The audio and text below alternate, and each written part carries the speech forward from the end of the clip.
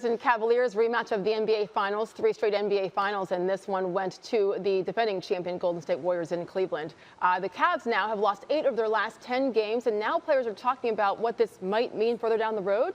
For more on this, let's welcome in our Cavs reporter, Dave McMenamin. Dave joining us live here from Cleveland. And Dave, an article just went up a couple of hours ago on ESPN.com, and you're talking about, you're talking about how some players are actually saying that this situation isn't fixable in Cleveland this time. Why?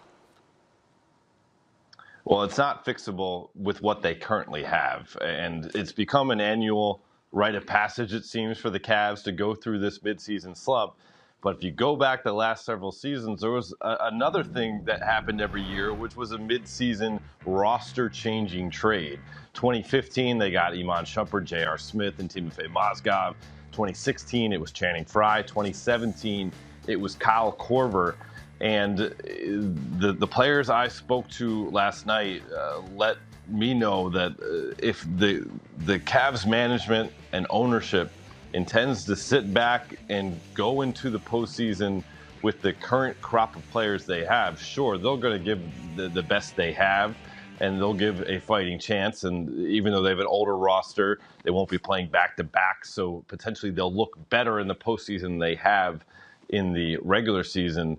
But unless there's some sort of roster help that comes via a trade, they don't believe, or there are certainly prominent players in the Cavs locker room that don't believe they'll have enough to win a championship. And that's what this whole group's put together for, to win championships while an all-time great like LeBron James still has something left in his prime. There's a bit of a standoff, though, because, of course, the Cavs' most tradable asset is the #1 pick they acquired.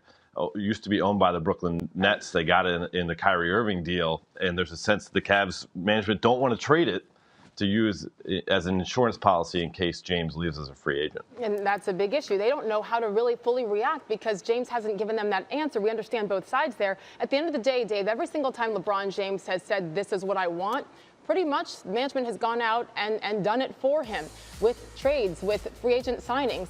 What specifically does he want now? Do they want now? Obviously, defense is terrible. What do they want? I mean, certainly there is a lack of two-way impact players on this roster, on this Cavs roster as currently constructed. If they were to go up against Golden State Warriors in a 7-game series, the Warriors have 6 or 7 guys on their roster who can play on both sides of the basketball. The Cavs still have some specialists on that roster, and even their top level talent, until we see that Isaiah Thomas can return to form, and he's only 5 games back, so it's not fair to judge who he is right now.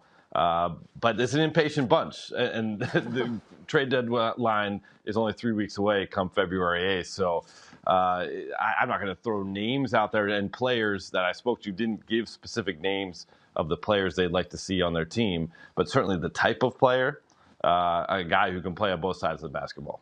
Well, easier said than done, but again, it's important to remember to all those watching at home that LeBron James, they don't know what to do, what moves to make based on whether or not he's staying. They're in a tough quandary, is Cavaliers brass. Dave McMenamin with the latest on the Cavaliers discontent. The article is up now on ESPN.com.